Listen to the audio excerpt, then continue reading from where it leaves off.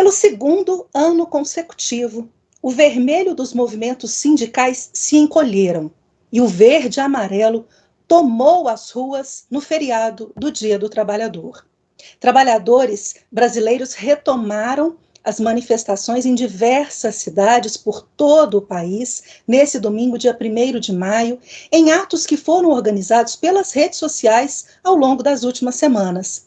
As manifestações pela liberdade e contra a tirania e censura que tem sido praticada deliberadamente pelo Supremo Tribunal Federal foram motivados em grande parte em apoio também ao decreto de graça publicado pelo presidente da República, Jair Messias Bolsonaro, em favor do deputado federal pelo Rio de Janeiro, Daniel Silveira, injustamente condenado pelo STF. Atos que representam também uma derrota moral para a esquerda, porque o Dia do Trabalho sempre foi monopolizado pelos comunistas, que criaram a data no século XIX para fins de luta política e ideológica, e sempre utilizaram essa data para defender não quem trabalha, mas para defender as suas bandeiras ideológicas. Robson, você conseguiu acompanhar? Como que você avalia aí essas manifestações de ontem? Então, olha o que você falou por último aí, que o Dia do Trabalho foi criado na época para não homenagear quem trabalha, mas para levantar bandeiras, né? Levantar bandeiras que dizem muito mais respeito à ideologia deles. Isso aqui no Brasil a gente vê de longa data, a verdade é essa, né? Só que a esquerda, ela está, vamos dizer que ela está nocauteada, olha só, ela perdeu o rumo e o prumo, né? E perdeu às vezes até o senso da história, a verdade é essa, o senso histórico e às vezes até o senso do ridículo, porque eles continuam insistindo, a esquerda brasileira especialmente, em teses que já foram derrubadas no mundo inteiro. Se o comunismo hoje persiste na China, porque é um regime totalitário extremamente fechado, né? As pessoas lá não têm acesso, por exemplo, à internet. A internet na China não é livre. Ele consegue lá sobreviver em virtude disso, dessa ausência de liberdade, né? Você tem Cuba, que é uma lástima, quer dizer, tem lá alguns setores da sociedade cubana, do Estado cubano que funcionam, parece que a questão da saúde lá é bem interessante, mas o restante é terrível. Tem amigos que já foram em Cuba e que ficaram horrorizados com a pobreza que é lá. Aí se você vai para a Venezuela e vem aqui para a Argentina, nossa vizinha, olha para onde foram. Chile, a mesma coisa. E a esquerda brasileira, ela não se modernizou, né? A esquerda brasileira ela ainda não conseguiu captar a mensagem de que as pessoas querem hoje a liberdade, querem trabalho, querem renda, mas querem, acima de tudo, ter condições de defender o seu pão de cada dia, né? É muito curioso, antes da gente entrar no ar, a Gi comentava a respeito de uma foto que compara a manifestação dos grupos pró-Bolsonaro, conservadores, de direita, etc., com os grupos de esquerda. É gritante a diferença, né? É gritante. E tanto a esquerda não acordou para isso ainda, para essa realidade, que ela insiste, às vezes, em trazer pesquisas que não têm a menor conexão com a realidade nossa, né? Não tem nada. Se vocês verem as últimas manifestações, falas do ex-futuro condenado, elas são ridículas, elas estão beirando a senilidade.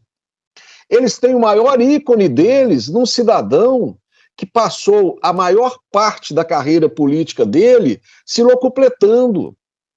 Passou a maior parte da carreira política dele destruindo o que tem de bom no Brasil. Então, a esquerda brasileira, ela precisava se reciclar, ela precisava aprender com os próprios erros e não insistir neles. Enquanto eles continuarem insistindo neles, vai ser um passeio em termos de popularidade para o presidente Bolsonaro. O perigo é que eles aparelharam o Estado. Nós temos 30 anos de Estado aparelhado. E talvez o nosso maior problema, o nosso maior erro, tenha sido bater palmas para Fernando Henrique Cardoso, lá atrás. Eu estou relendo um livro dos anos 80, e nesse livro conta um episódio que o Fernando Henrique, candidato à prefeitura de São Paulo, vai dar uma entrevista para o Boris Casoy. E o Boris Casoy, na lata, perguntou para ele assim: o senhor acredita em Deus? Ele, não. Nós colocamos um presidente da República durante 8 anos para dirigir um país católico, ou que não seja católico, na época até era mais, né? Mas vamos dizer um país cristão, né? Um país eminentemente cristão, por uma pessoa que não acredita em Deus. Talvez a origem dos nossos problemas hoje esteja lá no FHC, né? A gente precisava ponderar sobre isso. Achei fantástico as pessoas irem para a rua, e é muito fácil você distinguir o que é uma manifestação da direita ou da esquerda, né? Tem tumulto, você sabe onde que tem. Não tem tumulto, vê família, vê criança, vê todo mundo organizado, você sabe onde está também, tá bom? Com certeza, fica facinho mesmo, você tem toda a razão. E para você, Omar, o que representou esse mar de verde e amarelo nas ruas nesse domingo? Não só nas capitais, né, grandes aí, Belo Horizonte, São Paulo, Brasília, mas a gente teve aqui em Juiz de Fora, Uberlândia, Governador Valadares, ruas lotadas, um mar de gente mesmo. Nossa, Gi, eu achei lindo demais. Nossa, ver tudo, o verde e amarelo, não ver aquelas bandeiras vermelhas, né? Nossa, foi muito bom. E assim, no domingo, né, as pessoas se mobilizarem dessa forma, todo mundo, né, poderia estar descansando, e a multidão preferiu ir lá, lotar as ruas, né, e lutar pela liberdade, né? É muita vontade de ver o Brasil mudando, né? Eu acho que as pessoas estão despertando para isso aí. É uma luta a favor da liberdade mesmo. As pessoas começaram a despertar para isso daí. Todos nós brasileiros, assim, nós estamos assustados, né, com a perseguição que algumas pessoas estão sofrendo no país. Eu vou citar alguns exemplos aqui, 2 exemplos, né, que todo mundo conhece, é o do Alan dos Santos, que é um jornalista que teve que mudar de país, né, fugir do país, por causa da perseguição que ele sofre do Alexandre de Moraes. Ele é um jornalista, pegou sua família, foi embora daqui, está passando muita necessidade. Não, a família dele está aqui. Ele não teve dinheiro, tem 2 anos que ele não vê a família, nem a esposa, nem os filhos. Não, tem 2 anos. Quando o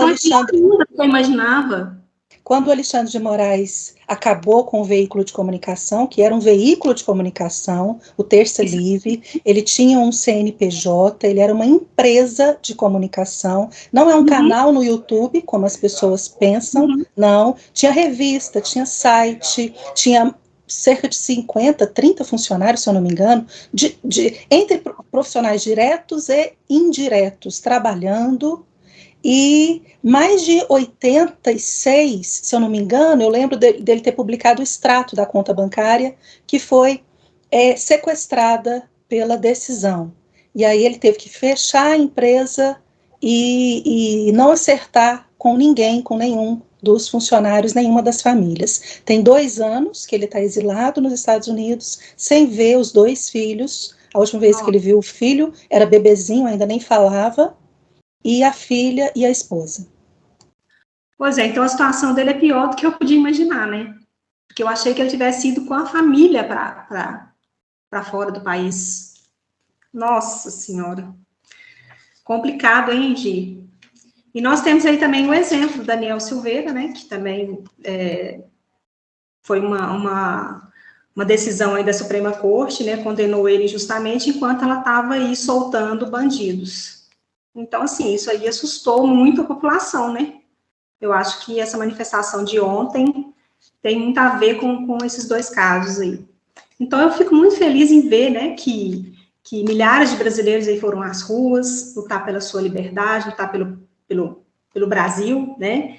Estão defendendo os interesses de todos nós, né? E, inclusive, daqueles que são de esquerda, que acham que a gente está lá dando bobeira, né? E então, tá todo mundo defendendo os seus interesses também, tá? Então, assim, é urgente que nós, brasileiros, a gente se levante o mais rápido possível para defender a nossa liberdade aí, tá? Porque eu acho que sem liberdade não tem vida, não, tá, gente? Eu prefiro morrer do que perder minha liberdade. E ontem, vendo essa manifestação dos conservadores, ai, gente, dos patriotas, lutando as ruas, assim, nas principais cidades do Brasil, teve nas menores também, mas nas maiores foi bonito demais, gente. Você olha, o drone da Jovem Pan passava por cima, assim, ó, um mar de gente mesmo. Então, assim, vendo essas pesquisas, essas manifestações aí, quem que acredita em pesquisa, gente? Esse povo deve achar que a gente não tem nenhum neurônio para poder acreditar em pesquisa. Né? Porque a pesquisa melhor do que essa daí, o povo tudo na rua, né? Agora, eu vi o Bolsonaro no meio do povo, né, e aquela multidão de pessoas de verde e amarelo, e vi o Lula entrando num carro preto, de vidro preto, sabe assim? Não querendo nem falar com ninguém. É o primeiro lugar das pesquisas, né, gente? A diferença de um para o outro é gritante. E eu vi alguns comentários nas redes sociais, que eu queria comentar aqui, dizendo que o movimento de ontem, né, que a direita nem deveria estar presente lá, porque a maioria é rico. A maioria que estava lá era rico, que era burguês, que era... que ricos nem deveriam existir. Olha para você ver. Né? Agora eu pergunto para essas pessoas aí da esquerda, que tem esse pensamento, se não fossem esses ricos, a classe média, né, como que a gente ia levar o sustento para nossas casas? Porque são esses ricos aí, que a esquerda odeia, né, a classe média, é que dá emprego, gente. É que sustenta esse país. Né? Então, esses ricos aí, se não existisse eles, como que vocês iriam viver? Ia viver de quê? Do Estado? Do Bolsa Família? Da esmola do Estado? Não é possível, gente. Vocês iriam trabalhar onde se não fosse a classe média? Vivem dizendo aí que odeiam o capitalismo, né? Mas adoram o celular aí de última geração, né, gente? Então, assim, hoje eu li algo também que eu queria falar aqui, é um comentário que eu vi, que eu recebi, bem ácido, assim, mas que faz a gente fazer uma boa reflexão com relação ao capitalismo. Vou ler rapidinho para vocês aqui. O capitalismo é o sistema econômico mais excludente que existe, que já existiu. Ele exclui o preguiçoso, o folgado, o encostado, o espertinho, o molenga, o abutre, o puxa-saco e toda a corja que busca viver e enriquecer sem trabalhar. A única pessoa que é incluída nesse sistema é o trabalhador. Francisco Cardoso escreveu isso. Então, assim, nesse 1º de maio, né, a minha homenagem aos trabalhadores, né, a quem produz e arregaça as mangas, né, seja onde for aí. Robson, antes de chamar o Maurício, você está querendo pontuar algo aí? Não, é só para falar. Ô, Mara, você está enganada. Esse mar de gente que você viu na rua, que o drone filmou, não é gente, é tudo robô. Tudo robô. É a turma que fica nas redes sociais, os robôs da rede social. Agora tem como é que fala? Ô, professor Maurício, ajuda aí. O robô com aparência de gente, como é que é o nome que a gente vê nos filmes de ficção? É esses caras aí agora. Isso é tudo robô. Né? É tudo de mentira, tem nada a ver. Tudo robô. Professor Maurício, como é que o senhor avaliou aí esse domingo? Comentar que não foi combinado com o Mara para que a gente viesse de amarelo, mas eu estou de amarelo, mas um amarelo assim mais descoradinho, por causa da idade, sabe? Essas coisas, a camiseta é antiga, né? Então, como eu também sou antigo, então isso vai descorando. Mas o patriotismo é pujante, sabe? Eu acho que esse Dia do Trabalho de 2022 comemora a liberdade. Né? Comemora a liberdade. E a liberdade, hoje, no mundo ocidental, ela está exatamente, decorre diretamente das redes sociais. Se não houvesse a internet, se não houvesse as redes sociais, nada do que está acontecendo hoje no mundo seria possível. Então, a liberdade que as redes sociais permitiram, onde a gente pode colocar as nossas ideias, podemos fazer convocação, porque se dependesse da imprensa, isso jamais aconteceria. Quais foram os destaques hoje na imprensa nacional a respeito do dia de ontem? insignificantes, não é? Eu não segui os jornais, mas eu acho que talvez, né, esses jornais mais ideologizados devem ter dado muito mais repercussão à fala do Lula, à manifestação do Lula, do que a manifestação dos brasileiros. E aí, o que a esquerda faz no mundo todo? Ela reescreve a história. Ela reescreve o tempo todo. Então, eles querem reescrever a nossa história, ao ponto de dizer que vestir amarelo é uma atitude fascista. Ora, bolas. E vestir vermelho é uma atitude o quê? Né? Então, e Alckmin cantando, participando de uma cerimônia do PSB, cantando a Internacional Socialista depois do hino brasileiro, né? Olha, é lamentável, né? A imprensa que a gente tem. Então, graças a Deus, né? Graças a Deus, as redes sociais vieram para nos dar voz, para nos dar palanque. E parabéns, Elon Musk, que comprou o Twitter, né? Todo mundo a gente vê pelas redes sociais, todo mundo dizendo que apareceram não sei quantos contatos e tal, 65 mil, 100 mil. Como eu só tenho uma conta no Twitter e não publico nada, eu ganhei mais um seguidor. Achei ótimo, entendeu? Eu não sei onde é que esse seguidor estava parado, porque eu não publico nada no Twitter, nem no Instagram, eu não tenho tempo, né? A rede social, apesar de eu ter conta nessas plataformas, eu não publico nada lá. De vez em quando eu retuito ou reposto alguma coisa no Instagram, mas é muito raro. Eu fico mais no Facebook, porque eu tenho uma liberdade maior para escrever no Facebook, e já tem uns 6 meses que o Facebook não me censura, né? Porque eu já fui censurado várias vezes. Mas parabéns, Elon Musk, de ter comprado essa rede. Pode comprar o resto, entendeu? Compra tudo, né? Porque ele é um cara que preza pela liberdade, né? E eu acho que é isso. E o mais gostoso desse 1º de maio da liberdade, da força política, de ser patriota, de vestir com orgulho uma camisa amarela, de ir para a rua, defender os seus princípios, é saber, né, que nós não estamos sozinhos mais, que existe um batalhão de gente. E esse batalhão de gente prova o tempo todo que existe todo um complô por trás da mídia, por trás de tudo que é estabelecido por aí, para vender uma imagem falsa de que nós estamos errados e de que nós somos minoria e de que nós vamos pagar pelos erros deles.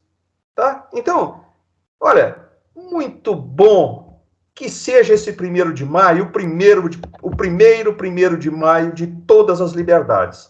Parabéns para quem foi na rua, parabéns quem vestiu o verde e amarelo, e parabéns para quem for à rua novamente defender essas causas que são legítimas. Com certeza. Omara, quer acrescentar algo? Eu só queria acrescentar aí, Maurício, que a Dilma falou que o Elon Musk comprou o Twitter por 44 bilhões de dólares, né? E que ela baixou no celular dela de graça, não pagou nada, porque deu bobeira. É claro que é um meme, tá, gente?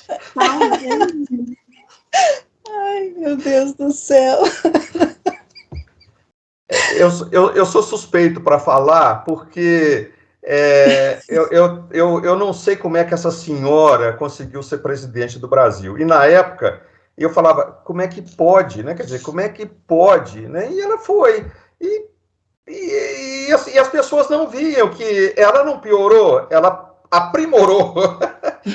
Ela aprimorou. Assim como a minha camisa desbotou ao longo do tempo, a inteligência dela aprimorou para besteira, né? Quer dizer, ela produz, mesmo que ela não tenha falado isso é típico da mentalidade dela, né?